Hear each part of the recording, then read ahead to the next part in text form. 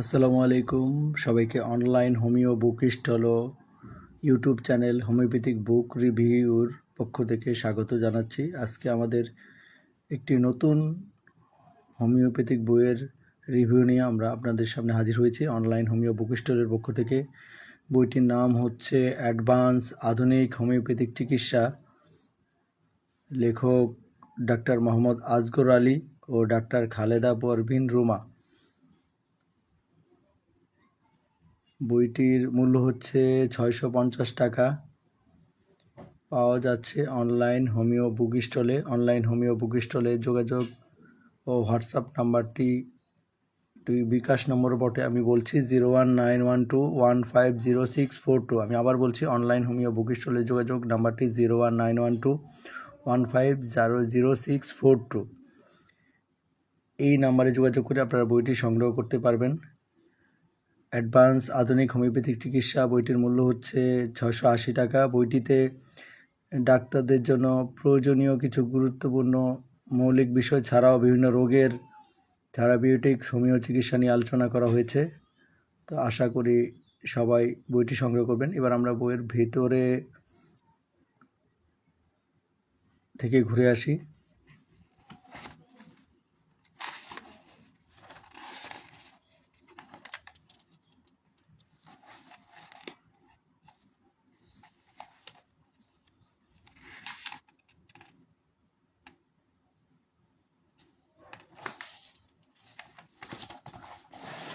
বইটির সূচিতে আমরা একটু দেখে নিই।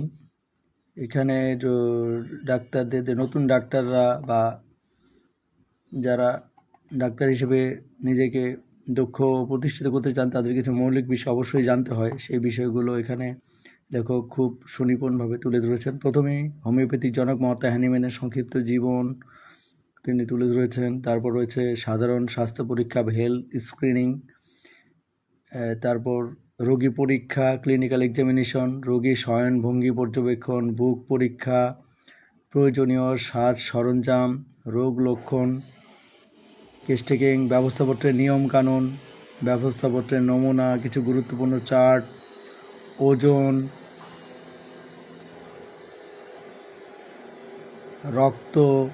রক্তচাপ পরিমাপ, ব্যবস্থাপত্রের ব্যাখ্যা ও বোঝার উপায়, ঔষধ প্রয়োগের নিয়ম নীতি, ওষুধের শক্তি নির্দেশ, ওষুধের মাত্রা ও ডোজ নির্ণয়, ওষুধের ব্যবহার বিধি, দশমিক ও শততমিক পদ্ধতির ওষুধের ব্যবহার, 50 সহস্রতমিক পদ্ধতির ওষুধের ব্যবহার, ওষুধ ব্যবহারের নির্ঘণ্টা, সময়সীমা, নারী পরীক্ষা, বক্ষ পরীক্ষা, বয়স অনুসারে সুস্থ ব্যক্তির রক্তচাপ নির্ণয় প্রণালী, অঙ্গবিশেষে কার্যকরী ঔষধাবলী, রোগ প্রতিষেধক ওষুধ, prevention in better than cure. এই বিষয়গুলো একজন নবীন এবং প্রবীণ উভয় সব হোমিওপ্যাথিদের জানা দরকার। আমাদের হোমিওপ্যাথি শিক্ষাক্রমে এসব বিষয়গুলো যদিও রয়েছে, কিন্তু কলেজে পর্যাপ্ত ক্লাসের অভাবে এবং শিক্ষার্থীদের একটু গাফিলতির অভাবে এই বিষয়গুলো সম্পর্কে আমরা একটু কম জেনে থাকি, যেটা বাস্তব হলেও সত্য। তো এই যে ওই বিষয়টা চিন্তাভাবনা করে, যেহেতু লেখক একজন হোমিও কলেজের শিক্ষক, সিরাজগঞ্জের মোতাহার হোসেন তালুকদার হোমিও কলেজের শিক্ষক, হয়তো সেই দিকগুলো বিবেচনা করে তিনি এই বিষয়গুলো বইতে অন্তর্ভুক্ত করেছেন। তো হোমিওপ্যাথির জন্য এই বেসিক বিষয়গুলো জানা অত্যন্ত প্রয়োজন। এই জন্য যেগুলো না জানি না সেগুলো এখানে উল্লেখ করেছেন। এছাড়াও অনেকগুলো রোগের, এটা বইয়ের সবচেয়ে মূল অংশ, প্রায় 231টা রোগের, 231-32টা ডিজিজের আলোচনা করা হয়েছে। ডিজিজ, তাদের বিভিন্ন লক্ষণ এবং তাদের কী কী হোমিওপ্যাথিক চিকিৎসা আসতে পারে সেগুলো নিয়ে আলোচনা করা হয়েছে। বইটির কত পেজ সেটা সম্পর্কে বলা হয়নি। বইটি হচ্ছে 640 পেজের একটা বই। এই যে আপনারা দেখতে পাচ্ছেন 202টা এখানে নর্মাল ডিজিজ বা সমস্যা নিয়ে আলোচনা করে। এছাড়া স্ত্রী বা প্রসূতিবিদ্যা আলাদা একটা সেকশন লেখক এখানে 30টা রোগী, স্ত্রী রোগ বা প্রসূতিবিদ্যার 30টা ডিজিজ বা সমস্যা নিয়ে আলোচনা করেছি। অর্থাৎ 201 এবং 231টা রোগের তাদের রোগের পরিচয় এবং তাদের কী কী হোমিওপ্যাথিক চিকিৎসা হতে পারে সেগুলো নিয়ে লেখক আলোচনা করেছেন। আচ্ছা, এবার আমরা দু একটা চ্যাপ্টার আমরা একটু পড়ে বইটি সম্পর্কে একটু ধারণা নেওয়ার চেষ্টা করি।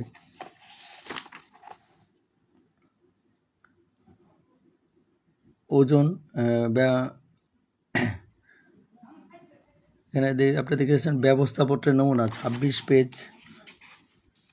পৃষ্ঠায় আমরা চলে যাই।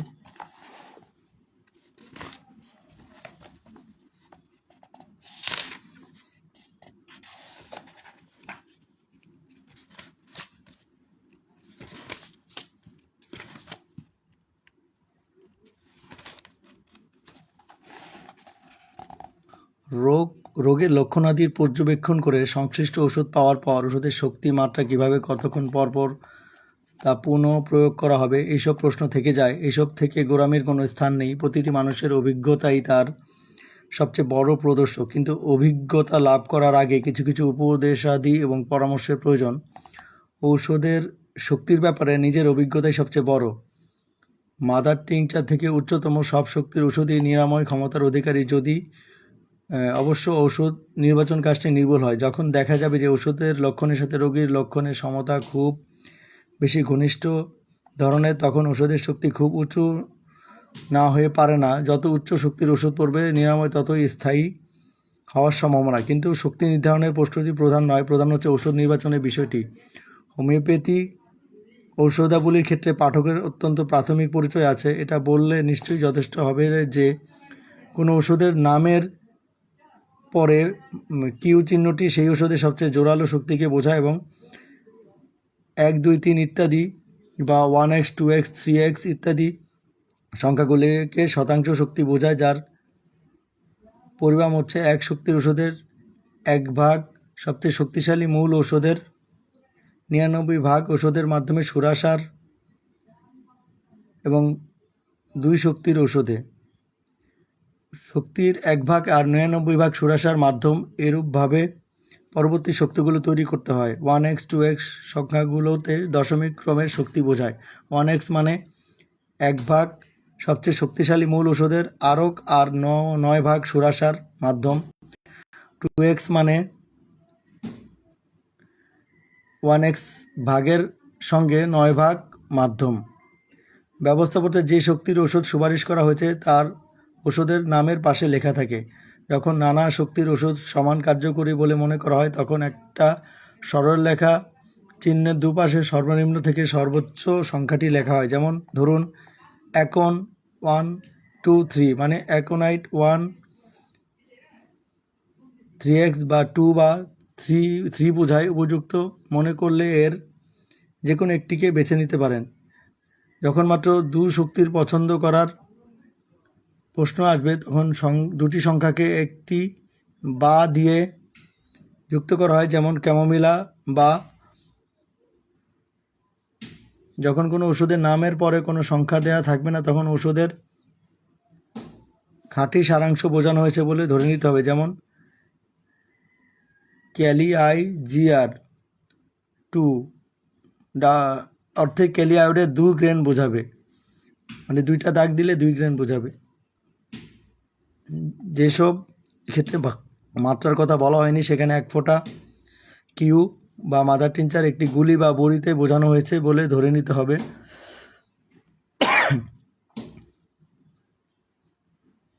গুলি বেছে নেওয়ার সুবিধা বা অসুবিধার উপর নির্ভর করে।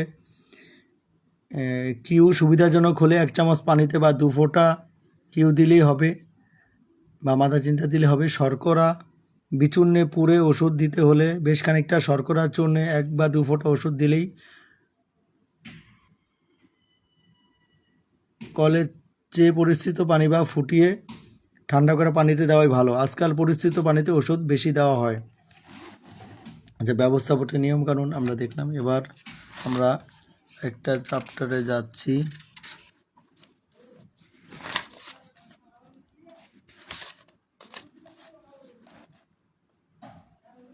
যেমন রক্তচাপ নির্ণয় প্রণালী, কীভাবে রক্তচাপ পরিমাপ করতে হবে। নবীন ডাক্তাররা অনেক ক্ষেত্রে রক্তচাপ কীভাবে মাপতে হবে সেটা জানে না। প্রথমে রক্তচাপ মাপার যন্ত্রের স্প্যাগনোমনোমিটার বাহু বন্ধনীর রোগীর বাহুতে বেঁধে দিতে হয় এবং বাহু বন্ধনীর নলের সাথে সংযুক্ত প্রেশার নির্দেশক যন্ত্রের মাধ্যমে একটি স্ক্রু থাকে, যা খুলে দিলে বাতাস বের করে চাপ কমানো যায়।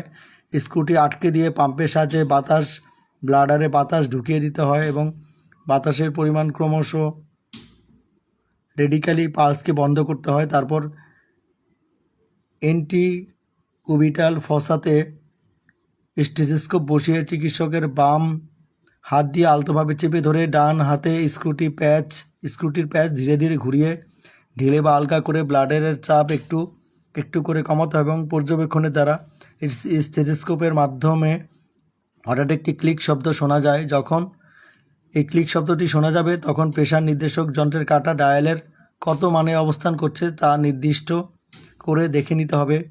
উক্ত মান পরিমাপ হলো রক্তচাপ, সিস্টোলিক প্রেশার রেঞ্জ।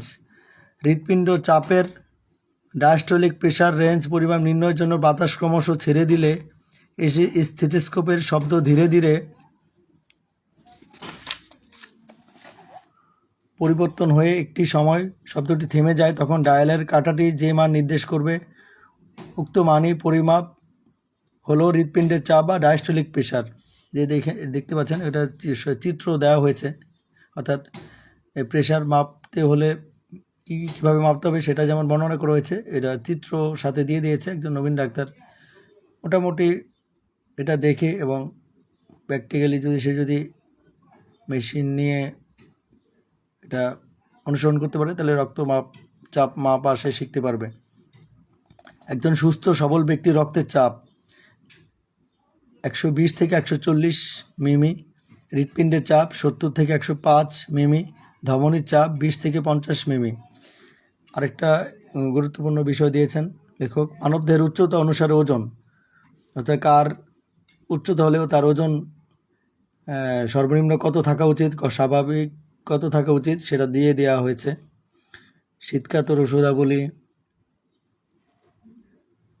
যে অঙ্গ বিশেষের কার্যকরী ওষুধাবলী, শরীরের ডান অঙ্গ আক্রান্ত হলে কী কী ওষুধ ব্যবহার হবে, বাম অঙ্গ আক্রান্ত হলে কী কী ব্যবহার হবে, ডান ও বাম উভয় অঙ্গ আক্রান্ত হলে কী কী ব্যবহার হবে।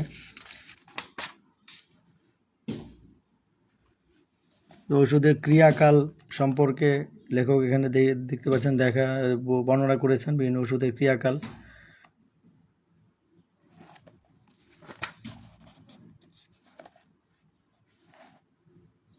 বিভিন্ন রোগের প্রতিষেধক ওষুধ লেখক বর্ণনা করেন। আপনারা দেখতে পাচ্ছেন বিভিন্ন রোগে যেমন বসন্ত, প্লেগ, ধনুষ্টঙ্কার এবং ওটার কত পাওয়ার দিতে হবে সেটাও লেখক বর্ণনা করেছেন। যাই হোক, এগুলো বেসিক যে বিষয়গুলো সেগুলোকে আলোচনা করা হয়েছে বইয়ের প্রথম দিকে। এবার বইয়ের সবচেয়ে গুরুত্বপূর্ণ পার্ট, বিভিন্ন রোগের সমস্যা নিয়ে যে আলোচনা করেছে সেখানে আমরা যাই 106 পৃষ্ঠায় চলে যাই। যেহেতু অনেকগুলো রোগ, সব রোগগুলো তো নিয়ে স্বল্প পরিসরে আলোচনা করা সম্ভব নয়। আপনারা দেখতে পাচ্ছেন একটি হোমিওপ্যাথিক বইয়ের রিভিউ, অ্যাডভান্স আধুনিক হোমিওপ্যাথিক চিকিৎসা, লিখেছেন ডাক্তার মোহাম্মদ আসগর আলী ও ডাক্তার খালেদা পারভিন রুমা। বইটির মূল্য হচ্ছে 680 টাকা। বইটি পাওয়া যাচ্ছে 640 পৃষ্ঠার বইটি পাওয়া যাচ্ছে অনলাইন হোমিও বুক স্টলে। বইটি সরাসরি পেতে অথবা কুরিয়ারে অগ্রিম পেমেন্টের মাধ্যমে বা ক্যাশ অন ডেলিভারিতে পেতে যোগাযোগ করুন। অনলাইন হোমিও বুক স্টলের হোয়াটসঅ্যাপ বা ডাইরেক্ট কলের মাধ্যমে 01912150 642। আমি আবার বলছি 01912150 642। যাই হোক, আমরা বইটি নিয়ে আলোচনা করছিলাম। বইটির প্রথমে কিছু বেসিক বিষয় আছে সেগুলো জানলাম। এবার বিভিন্ন থেরাপিউটিক্স অংশ, যে 231টি রোগের বিভিন্ন হোমিও চিকিৎসা কী কী ওষুধ আছে সেটা নিয়ে আলোচনা করা হয়েছে। এখানে দেখতে পাচ্ছেন উচ্চ রক্তচাপ, এখানে বর্ণনা করেছেন লেখক উচ্চ রক্তচাপ রোগের বিবরণ। উচ্চ রক্তচাপ এমন এক অবস্থা যেখানে ধমনীর দেয়ালের বিরুদ্ধে রক্ত প্রবাহের শক্তি এত বেশি যে এটি শীঘ্রই বা পরে স্বাস্থ্য সমস্যার কারণ হতে পারে। যখন রক্তের চাপ 150/90 মিমি অফ এইচজি এর বেশি হয় তখন আমরা উচ্চ রক্তচাপ হয়েছে বলি। এক্ষেত্রে 150 মিমি অফ এইচজি হলো সিস্টোলিক চাপ এবং 90 মিমি হলো এইচজি মিমি অফ এইচজি হলে ডায়াস্টোলিক প্রেশার।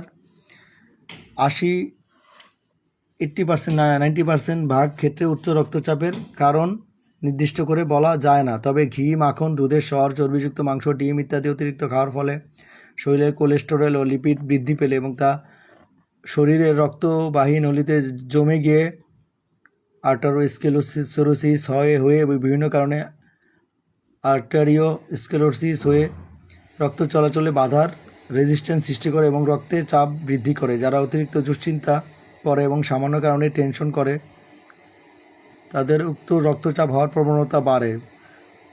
পরিবারে ফ্যামিলি হিস্ট্রিতে যাদের উচ্চ রক্তচাপ হওয়ার প্রবণতা, সেক্ষেত্রে যাদের ফ্যামিলিতে উচ্চ রক্তচাপ হওয়ার প্রবণতা আছে তাদের উচ্চ রক্তচাপ হওয়ার সম্ভাবনা থাকে। যারা অতিরিক্ত নুন খায় তাদের উচ্চ রক্তচাপ হতে পারে। অনেক সময় কিডনির অসুখ থেকে ডিপ্রেসিভ সিস্টেম খারাপ হলে রক্তের চাপ বৃদ্ধি পায়। অ্যাড্রেনাল কর্টেক্স এর অসুখ থেকে ক্রুসিং সিনড্রোম হলে রক্তের চাপ বৃদ্ধি পায়। শরীরের ওজন বৃদ্ধি ও খুব মোটা ফ্যাটি হলে ও রক্তের শর্করা বৃদ্ধি পেলে, ডায়াবেটিস হলে রক্তের চাপ বৃদ্ধি পেতে পারে। অন্যান্য অনেক কারণ থেকে রক্তচাপ বৃদ্ধি পেতে পারে। রোগের লক্ষণ: মাথা ঘোরা, মাথা যন্ত্রণা, মাথা ঝিমঝিম করা, বুক ধরফর করা,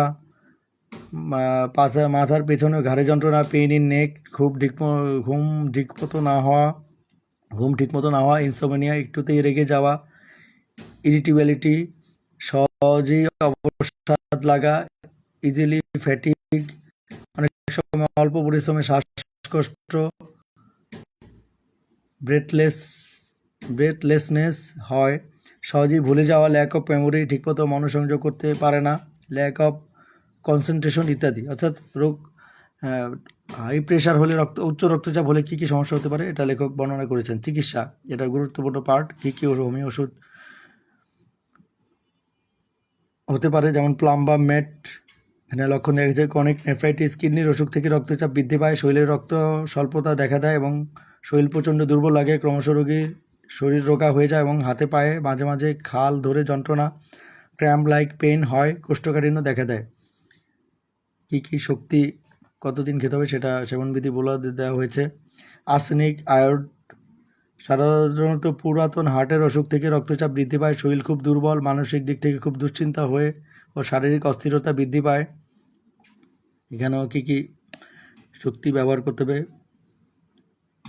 সেটা বর্ণনা করেছেন। নেট্রাম, আয়োডেটাম। রক্তের চাপ খুব বেশি হওয়ার দরুন খুব মাথার যন্ত্রণা এবং মাথা ঘোরায়, অনেক সময় হার্টে চিনচিন করে ব্যথা এবং শ্বাসকষ্ট হয়। সাধারণত আর্টেরিওস্ক্লেরোসিস হয়ে রক্তের চাপ বৃদ্ধি পায়। এরপর আছে অ্যাড্রেনালিন, এটা একটা রক্তচাপ বৃদ্ধির জন্য অত্যন্ত বহুল ব্যবহৃত মেডিসিন এবং গুরুত্বপূর্ণ। আর্টেরিওস্ক্লেরোসিস হয়ে রক্তচাপ খুব বৃদ্ধি পায়, মাথা ঘোরায় এবং কানের মধ্যে গর্জন করার মতো শব্দ হয়। ব্যারাইটামিউর, উচ্চ রক্তচাপের দরুন খুব মাথা যন্ত্রণা হয়, মাথা ঘোরে এবং মাথায় খুব ভারী ভাব লাগে, মাথা ঝিমঝিম করে এবং কানে আওয়াজ হয়। আর্টেরিওস্ক্লেরোসিস হয়ে রক্তের চাপ বৃদ্ধি পায়। অ্যাকোনাইট, ন্যাপ, খুব ভয় থেকে বা টেনশন থেকে রক্তচাপ বৃদ্ধি পেলে। আমরা জানি যে অ্যাকোনাইটের বিষয়টা হঠাৎ আসে, এখানে রক্তচাপ হঠাৎ বৃদ্ধি পাওয়াটা একটা গুরুত্বপূর্ণ লক্ষণ হতে পারে।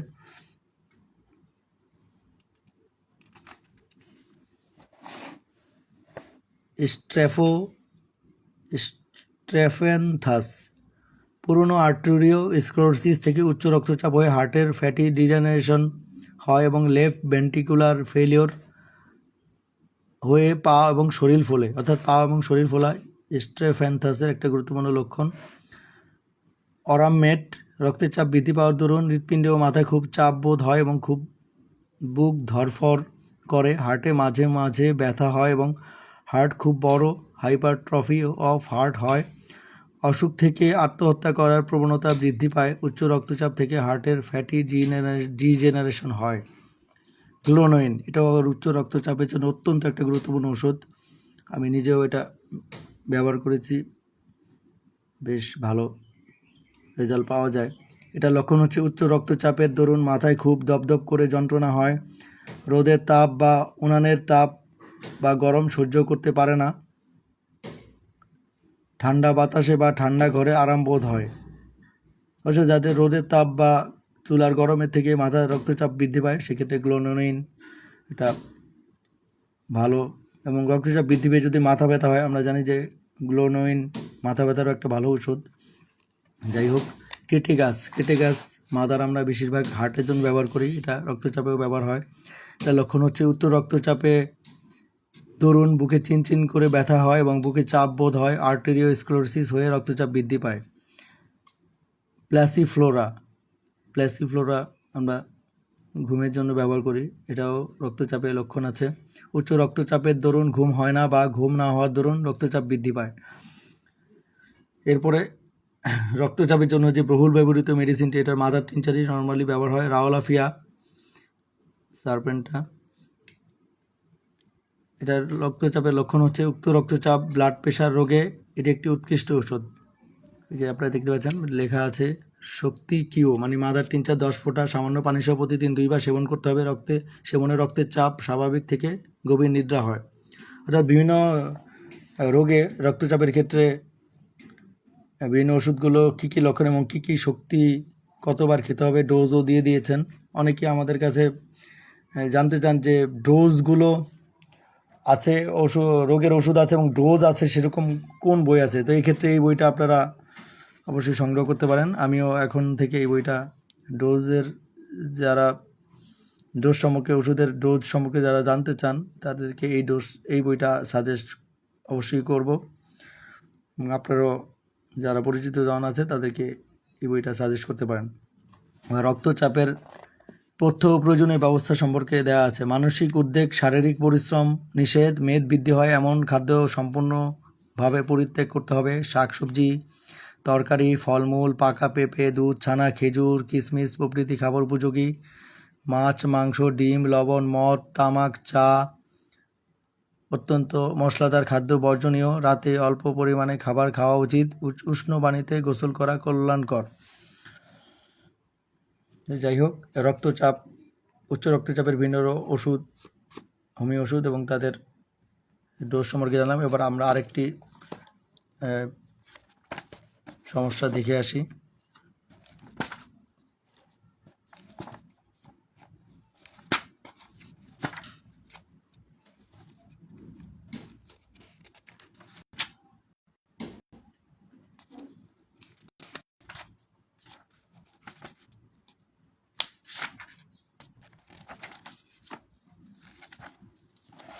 একটা রোগ সম্পর্কে আমরা দেখেছিলাম, আমার ইচ্ছা ছিল ওই রোগটা সম্পর্কে আলোচনা করা। সেটা হচ্ছে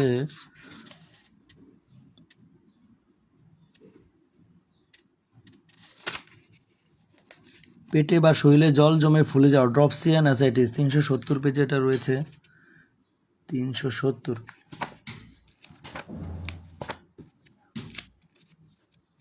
অনেক রোগ সম্পর্কে বইতে আলোচনাও করা হয়েছে, যেমন জন্ডিস, টাক পড়া, চুল পড়া, ধনুষ্টঙ্কার। স্বল্প পরিসরে আসলে এত রোগ সম্পর্কে আলোচনা করা সম্ভব নয়, তো যারা বইটা সংগ্রহ করবেন তারা জানতে পারবেন। বেশ ভালোই আমার কাছে মনে হয়েছে, মানসম্মত বইটা। লেখক অনেক পরিশ্রম এবং যত্ন করে বইটা লিখেছেন।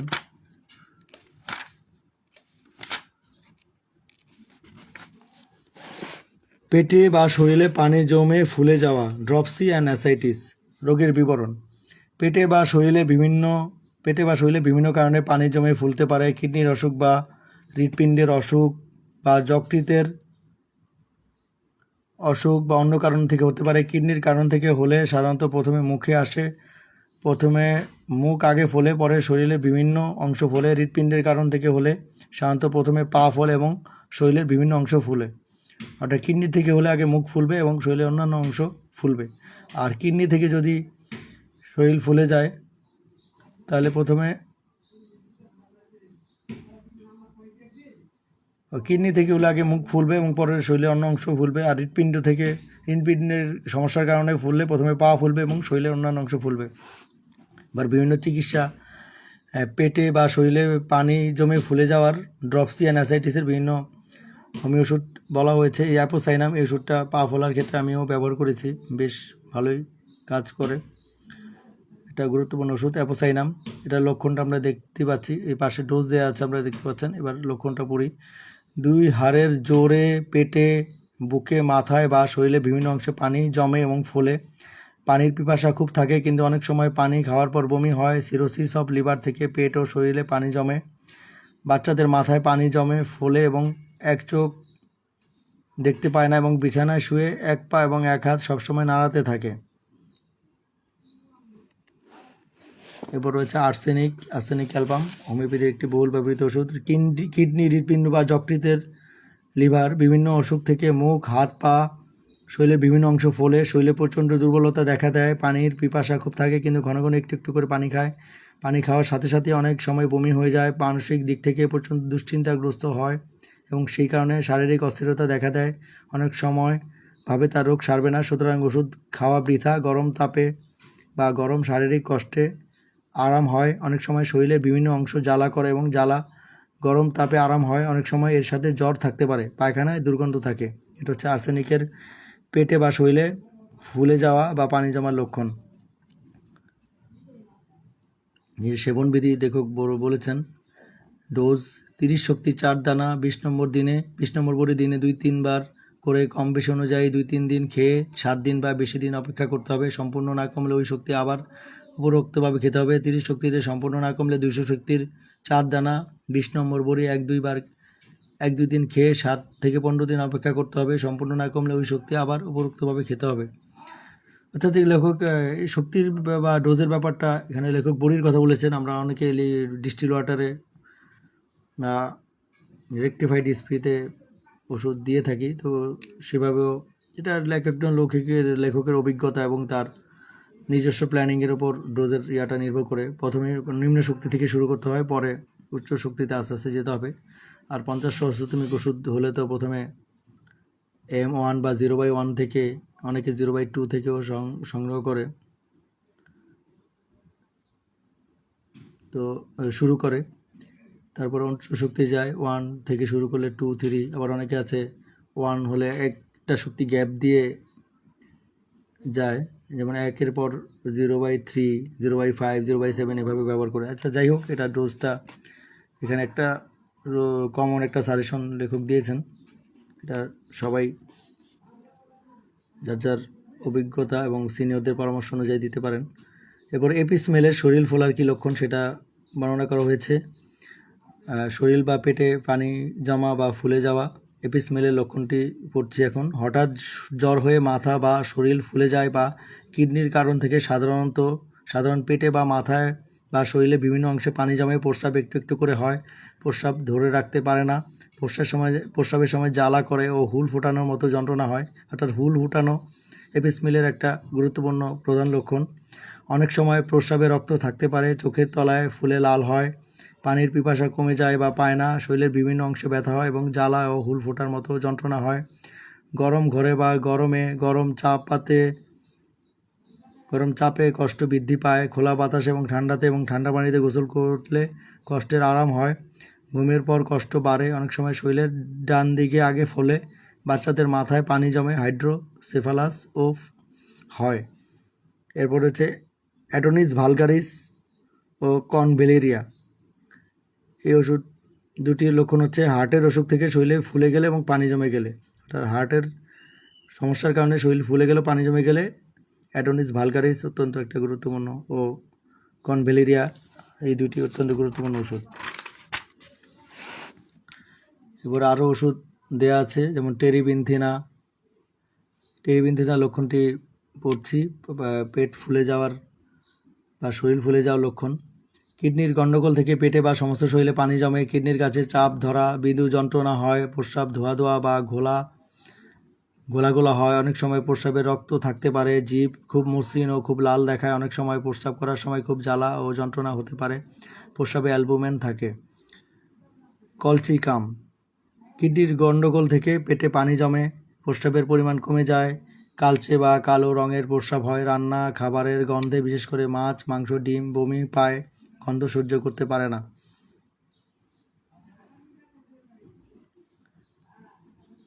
একজন দর্শক লেখকের ফ্রন্ট পেজের ছবি চাইছেন, আমি ফ্রন্ট পেজের ছবি অবশ্যই দেব। আর ভিডিও শুরুতে আপনার ফ্রন্ট পেজের ছবি দেখেছেন, আবারও ভিডিওটা যখন শেষ হবে তখন ফ্রন্ট পেজ এবং বইটি সম্পর্কে একটু প্রাথমিক পরিচয় আমি দেব।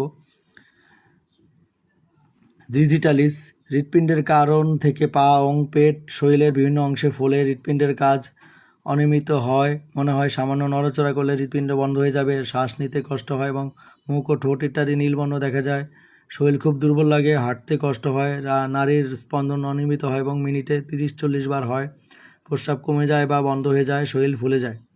এটা হচ্ছে ডিজিটালিসের লক্ষণ। আমরা জানি ডিজিটালিস হার্টের হৃৎপিণ্ডের একটা গুরুত্বপূর্ণ ওষুধ।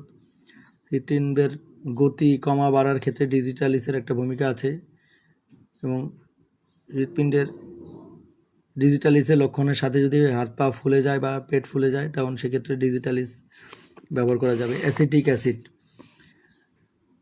সাধারণত পায়ে এবং পেটে পানি জমে ফুলে মুখ সাদা ফ্যাকাশে ও রোগা দেখায়। শরীর ফোলার সাথে প্রচুর পিপাসা থাকে, চিত হয়ে শুতে পারে না, অস্বস্তি বোধ হয় এবং শ্বাসকষ্ট হয়। উপর হয়ে শুলে কষ্ট কম মনে হয়, শরীর প্রচণ্ড দুর্বলতা আসে, অনেক সময় শরীরের বিভিন্ন অংশ থেকে রক্তক্ষরণ হয়। লাইকোপোডিয়াম হোমিওপ্যাথির অত্যন্ত গুরুত্বপূর্ণ এবং অত্যন্ত বহুল ব্যবহৃত একটি ওষুধ। আপনারা জানেন লাইকোপোডিয়ামের রোগী একটু কৃপণ স্বভাবের হয়। সাধারণত লিভার বা যকৃতের রোগ থেকে শরীর ফোলে, সাধারণ শরীরের নিচের অংশ এবং পেট ফোলে। প্রস্রাবের গণ্ডগোল থেকে শরীর ফুলতে পারে, প্রস্রাব করার আগে কোমরে যন্ত্রণা হয়। প্রস্রাবের গণ্ডগোল থেকে শরীর ফুলতে পারে, প্রস্রাব করার আগে কোমরে যন্ত্রণা হয় এবং প্রস্রাব করার পর যন্ত্রণা কমে যায়। প্রস্রাবে লাল বালির মতো দানা দেখা যায়, কষ্ট বিকাল 4টা থেকে 8টা পর্যন্ত বাড়ে। গরম জাতীয় খাবার ও মিষ্টি বেশি পছন্দ।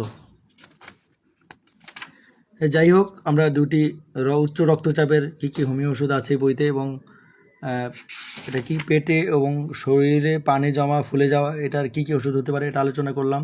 এরকম 201টি সাধারণ রোগ এবং বিভিন্ন স্ত্রী রোগের 30টি সমস্যা নিয়ে এই বইতে আলোচনা করা হয়েছে।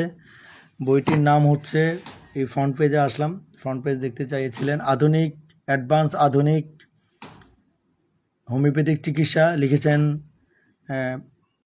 প্রভাষক ডাক্তার মোহাম্মদ আজগর আলী ও ডাক্তার খালেদা পারভিন রুমা। বইটি পাওয়া যাচ্ছে অনলাইন হোমিও বুক স্টলে। আর এই বইয়ের রিভিউটি আপনারা ইউটিউব চ্যানেল হোমিওপ্যাথিক বই বুক রিভিউ, হোমিওপ্যাথিক বইয়ের রিভিউ দেওয়ার জন্য একটি ইউটিউব চ্যানেল আছে আমাদের, সেখানেও পেয়ে যাবেন। সুতরাং ফেসবুক থেকে না পেলেও আপনারা হোমিওপ্যাথিক বুক রিভিউতে পরবর্তীতে এই বইয়ের রিভিউটি দেখতে পাবেন।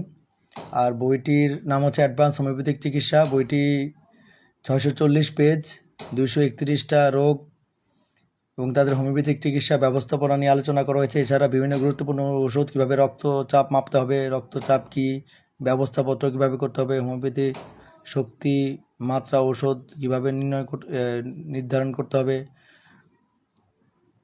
কি উচ্চতা অনুসারে ওজন কি, তারপরে কীভাবে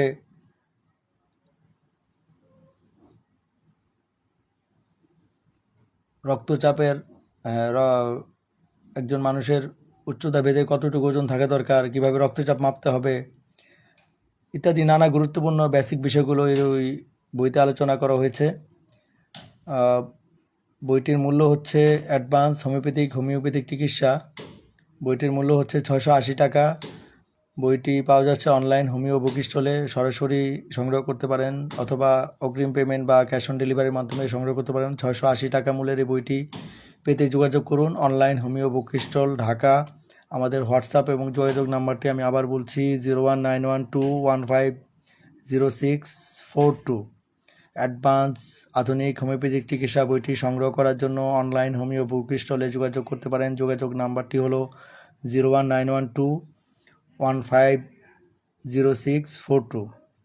তো আশা করি আপনারা বইটি সংগ্রহ করবেন এবং নিজেদের হোমিওপ্যাথিক দক্ষতাকে আরও বৃদ্ধি করবেন, শান্বিত করবেন। আর হোমিওপ্যাথিক বই, আরও নতুন নতুন হোমিওপ্যাথিক বইয়ের রিভিউ জানার জন্য আমাদের এই চ্যানেল হোমিওপ্যাথিক বুক রিভিউ চ্যানেলটি আপনারা সাবস্ক্রাইব করবেন। তো আশা করি আগামীতে আরও কোনো ভালো হোমিওপ্যাথিক বইয়ের রিভিউ নিয়ে আমরা হাজির হব। সেই পর্যন্ত সবাই ভালো থাকবেন, সুস্থ থাকবেন। নিয়মিত ভালো হোমিওপ্যাথিক বই পড়ে নিজের দক্ষতাকে বাড়িয়ে তুলবেন এবং রোগীদের আরও ভালো সেবা প্রদান করবেন, এই আশাবাদ ব্যক্ত